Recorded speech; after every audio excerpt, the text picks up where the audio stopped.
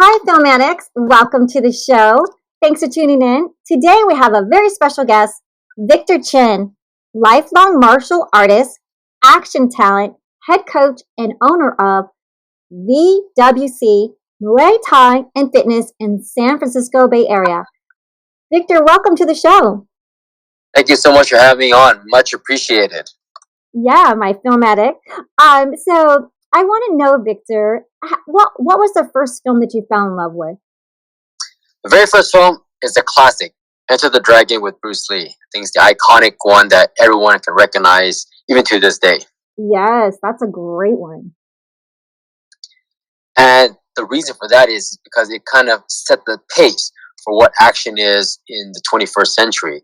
From back in the 70s until now, a lot has changed, but the story, the pace, the content, and the visual image of that action, it still stands to this date. So it's definitely a top favorite of mine.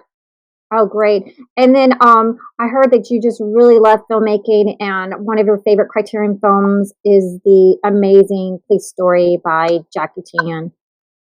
Yes, definitely, because that is again, years later since Bruce's passed, the next kind of scouting came about. Everyone wanted to be the next Bruce, and Jackie Chan happy to be already the stuntman in his movies. And over time, he built his reputation, and Police Story came out when he made that totally different than what Bruce Lee did in Enter the Dragon. The Police Story had a little bit of a modern day style police drama and action, but the action was very stunt oriented. So the type of movement, the crashes, bodies falling on sets, and this visual image totally shocked, I think, a lot of the audience who were unaware of what stunt and the stunt world community is like. So Jackie Chan, in an iconic, name nowadays, set the pace for that stunt community. So another definitely top favorite, very hard to match and to replicate again. Yeah, and can you tell us about like the very famous scene where he jumps down into the lights in the shopping mall? There was it was a shot with 20 cameras where they're all running at the same time. Can you tell us about that? It was filmed in Hong Kong. Correct, yes, in a shopping mall. So obviously I wasn't born yet, but now we can look a lot of the behind the scenes footage, and there's interviews and multiple cameras at the time. So they're going off of film, before we have digital like nowadays. So multiple cameras at once, so you can make sure it's a one shot deal because of the type of stunt. He's literally in a shopping mall. If you can picture any shopping mall, you have your different levels and floors, you have your railings. So he's literally standing on the edge of a railing, jumping across into the middle, like almost like a chandelier style, and crashing down to the very bottom of the shopping mall floor. Oh my Now to do god! this, yeah, it sounds easy. Oh, anyone can do it. Until you're actually standing there, you want to jump where everyone's watching you. The nerves come up. So he tells the story of how nervous every single time he's going to do a stunt, particularly this particular one being the major climax of the scene, and multiple camera goes, and the funny thing is he was saying there's a little good luck charm his friend gave him in his pocket, puts in his pocket for like good luck, type of thing. But he also wanted to know that, okay, when do I actually go? He would give a nod. That nod would mean, okay, cameras will be rolling. And at the time they were preparing for it, everything was kind of set up and he wasn't really ready yet, but he kind of nodded in a different meaning. But then the DP or whoever saw thought it was time to roll. So when he saw the nod, all he heard was rolling and cameras started going. He was just surprised that it was already time, which he wasn't ready yet. But he can't turn back. It's not digital, so it's on film. Once the camera started rolling, he says, sucked up the courage and just yelled really loud and jumped across. And then, multiple takes of this amazing stunt where he crashes all the way down, hitting all the lights, burning his hands, skin's falling off, literally, as he says, crashing all to the ground. Didn't feel it at that moment, but he says afterwards, an hour or so later, like all his energy literally out of his body. He had broke his back, broke his tailbone. So he suffered, physical injuries to do that one stunt that, on camera probably lasted, I don't know, maybe 5 to 10 seconds only. But the image, everyone who knows the iconic look, I doubt anyone can actually replicate that again today because of the danger factor, but also, who wants to be crazy enough to try that, so it's something Wow. that is quite magical to hear, many years later. Yeah, he's an amazing person, and I'm just that's so unfortunate that that happened and that he hurt himself. But yeah, police story in the game of death could have been his death, but he came out.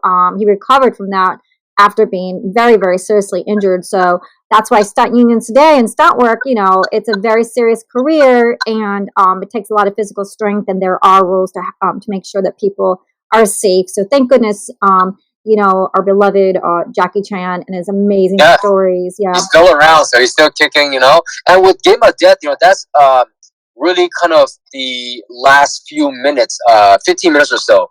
Bruce's he was working on two films. It was Game of Death, and then he got called in by Warner Brothers to do End of the Dragon, which was the first U.S. Hong Kong co-production.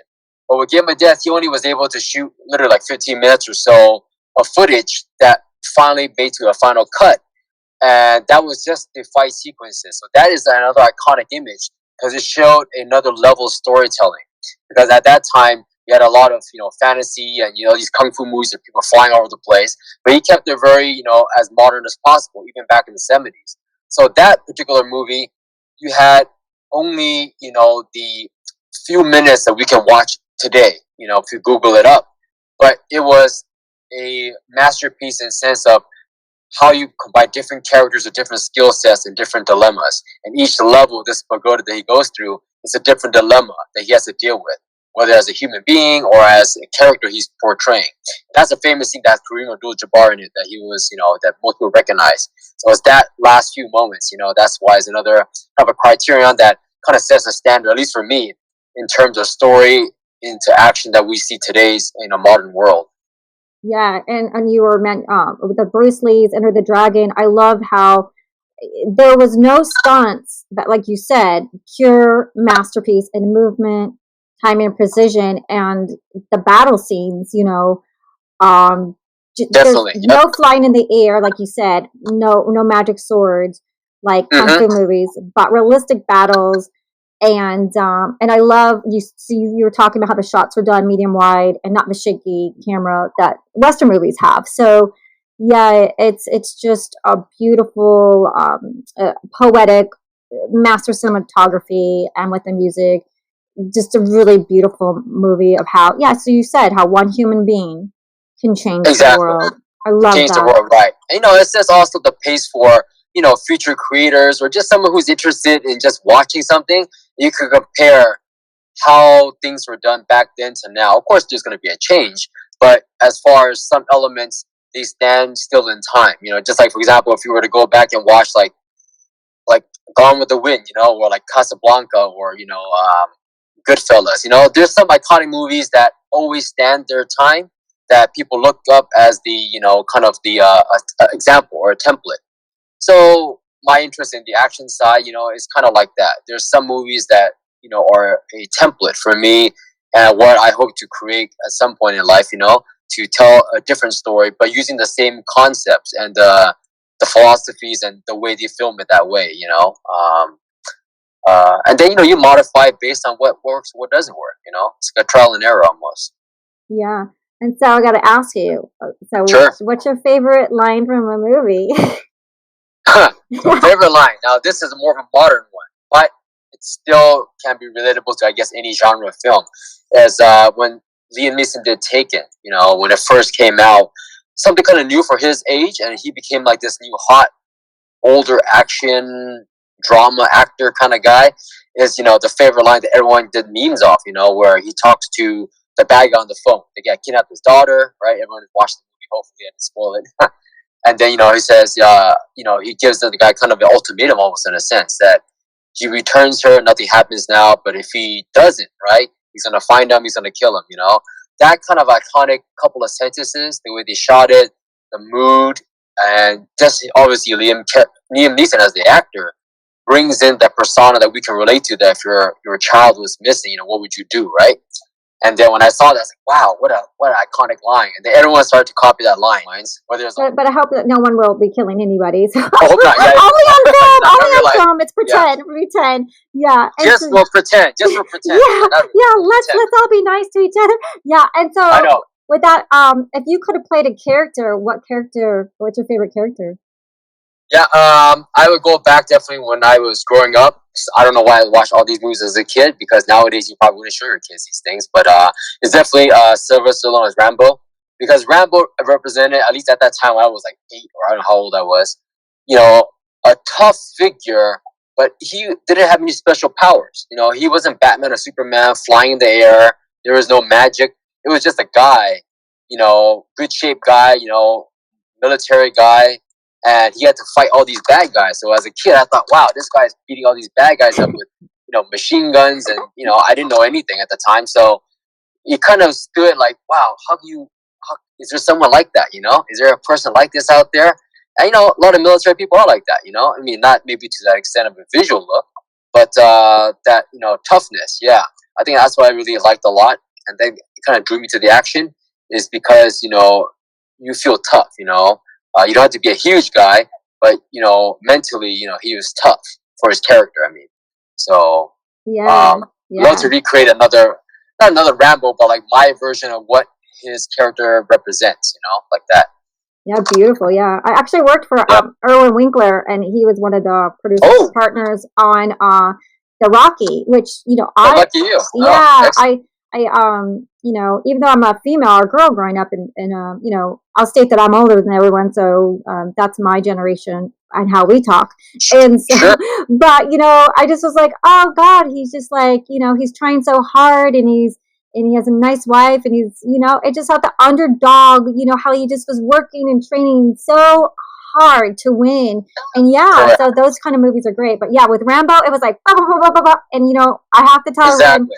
that you guys know by now, my Italian mother, she's a Oh big yeah. action film, and every time she comes to Los Angeles, she's like, oh, so can you put an action? I like action. And she'll like, what about like, she doesn't know everyone's names, but like, and then I'll show her like John Claude Van Damme. She's, I've watched all those, because in Italy they watch all those.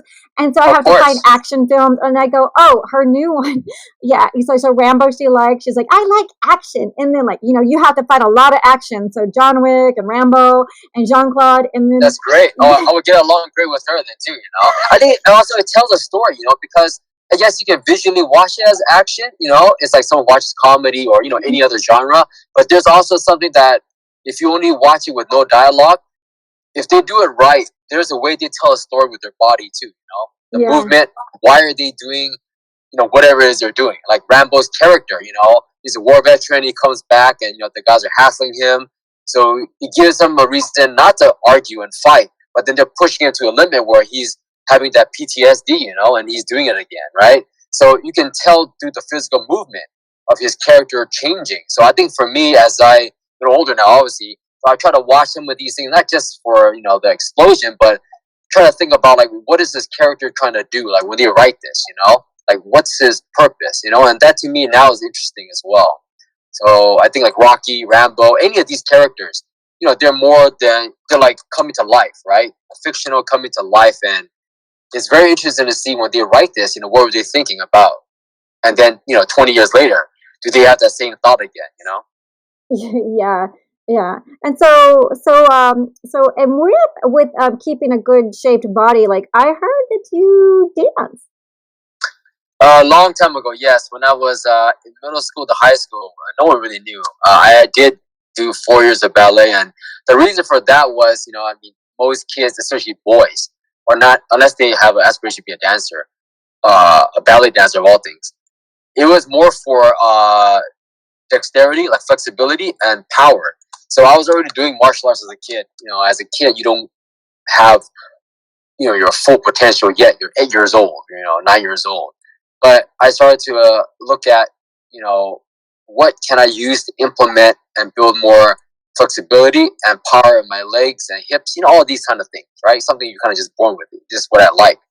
But this is what Jean-Claude Van Damme was doing. He was a dancer. He did ballet for many years, and that gave him a big boost in what he was doing visually, and then so on and so forth. And he became a big star. So as a kid watching his movies, I thought, oh wow, I can do this too then.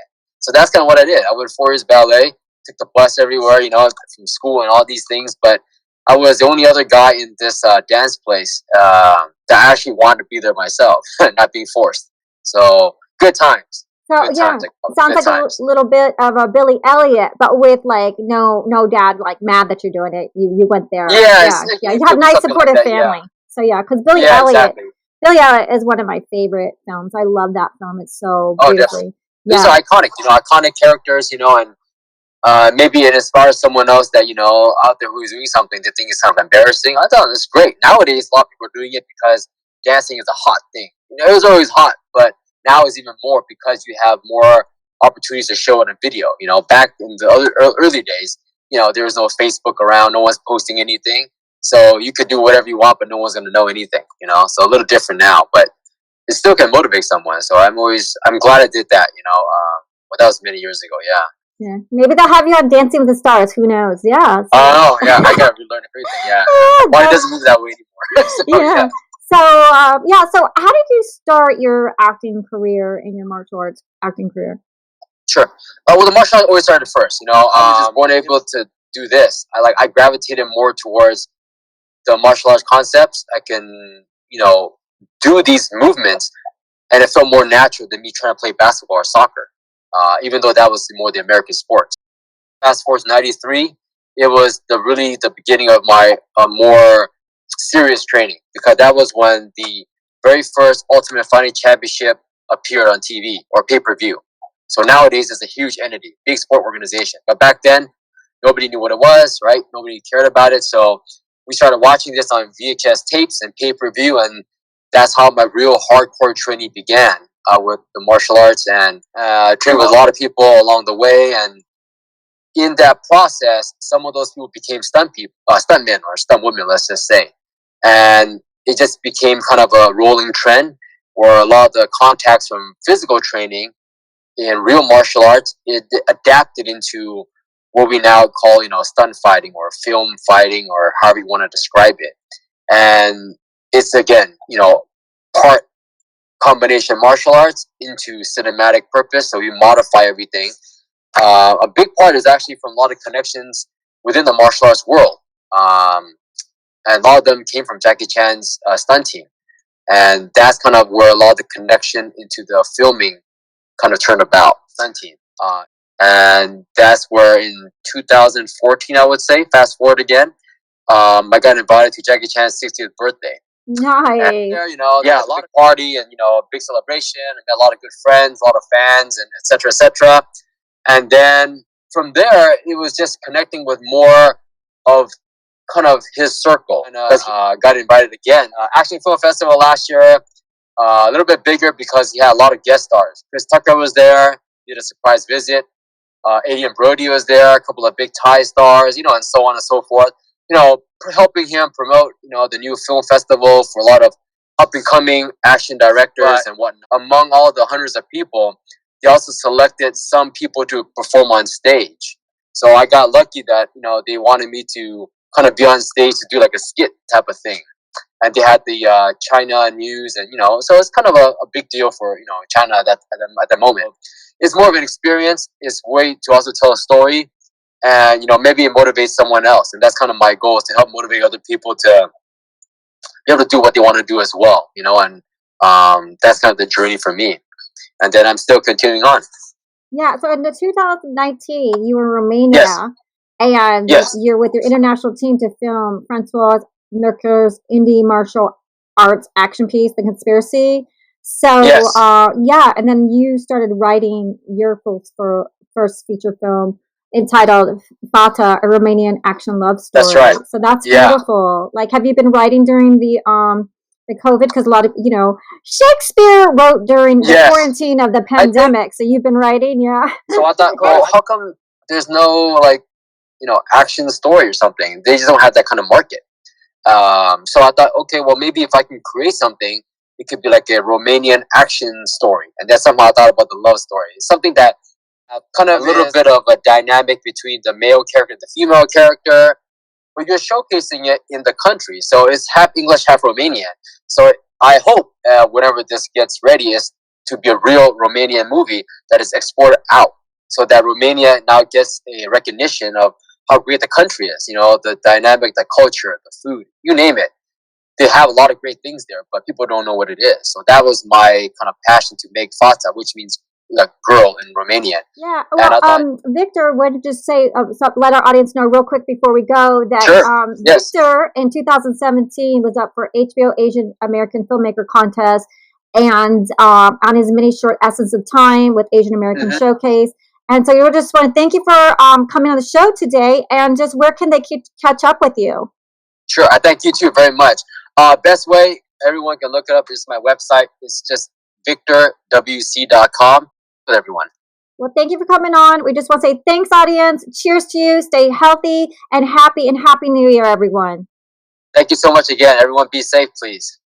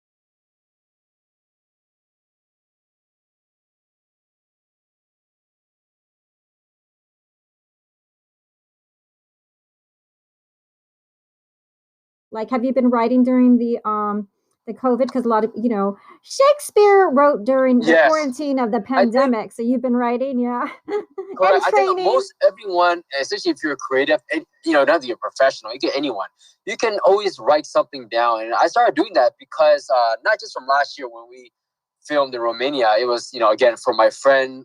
He wanted to do his kind of his little indie project. I said, oh, I love to go. I haven't been to Romania, and I was going to go to London anyways. So right next door. So we kind of had some fun, and we all wanted to work together. We kind of knew each other, but we never got a chance to meet face to face. So they gave an opportunity. But because of that reason, I fell in love with the country and the people. They're just wonderful. That I found out from at least the locals that they don't really have a big film community in Romania itself. Now, a lot of U.S. films and international films would be filmed over there, like Romania and Bulgaria, these countries, because there's more space. It's more affordable. But they don't have like a product from their country exported out where we can watch it like on Netflix that is, wow, that's amazing. You fill in the blank. So I thought, well, how come there's no like, action story or something? They just don't have that kind of market. So I thought, okay, well, maybe if I can create something, it could be like a Romanian action story. And that's somehow I thought about the love story. It's something that kind of is in relation to what Kiss of the Dragon was back in the early 2000s. Jelly did Kiss of the Dragon. It was Luc Besson movie that was very popular as well. No, not the same movie, but it's that concept where you have a little bit of a dynamic between the male character and the female character, but you're showcasing it in the country. So it's half English, half Romanian. So I hope whenever this gets ready is to be a real Romanian movie that is exported out so that Romania now gets a recognition of how great the country is, the dynamic, the culture, the food, you name it. They have a lot of great things there, but people don't know what it is. So that was my kind of passion to make Fata, which means like girl in Romanian. And I thought this is kind of fun. And it just really came about because I was there. And I just started joking one day I was going to make a Romanian action movie. And I was learning Romanian a little bit. And I just fell in love with the word Fata for some reason. It just sounded funny. And I just kept saying it over and over again. And then someone said, you got to do it now because you said it like 50,000 times. You got to make this Romanian action movie. I said, oh, okay. So I started writing a little bit here, a little bit there. It's still in the works because the hardest part is I'm not obviously living in Romania. So a lot of things I don't know about the country. To make it as authentic as possible, you got to have, someone who's from there. So my co-writer is Romanian. She lives in London. She's a screenwriter. So when I have things ready, we'll have to collaborate and figure out what's authentic, what's not right, the language, everything, to make it a real Romanian export. And that's kind of the goal. And then, it will have action, of course. And I hope it will be a nice international kind of project that brings, different cultures together and showcases a country that, most people don't know about. I mean, I frankly didn't because I've heard of it, of course, but I've never been there. So it was the very first time going. I knew nothing, not even what the currency was. So I had to Google all that stuff up, of course. Now we can. But then it opened my eyes, and the same group I'm with, we talk about going back and doing something again, So I want to create characters for, everyone who I've met, and make it as authentic that it fits right to the story, kind of what Adam Sandler does, with his movies. He brings a lot of his friends over. It's kind of like that concept, you kind of give back and try to get people in so that they have a job and, hopefully it goes well. It's still in the early stages, of course, but that's the concept, Script writing is, I'm not a professional in the sense of script writing, but I know ideas that I like, and it's just a matter of fine tuning it to make it into a script format that will be applicable, and I enjoy that process too. So that's part of the creative side. Yeah, well, Victor, what did you say? So let our audience know real quick before we go that Sure. Yes. Victor in 2017 was up for HBO Asian American Filmmaker Contest and on his mini short Essence of Time with Asian American Showcase. And so we just want to thank you for coming on the show today. And just where can they catch up with you? Sure. I thank you too very much. Best way everyone can look it up is my website. It's just victorwc.com. It has all my links, Facebook link, Instagram links. Social media, of course, is now, blowing up. So victorwc.com is the official website. And I try to update it with, new photos and new information. has the reels, things that they can see, kind of what I want to represent and what I want to showcase as a minority talent as well. And hopefully I can connect with everyone. Well, thank you for coming on. We just want to say thanks, audience. Cheers to you. Stay healthy and happy New Year, everyone. Thank you so much again. Everyone be safe, please.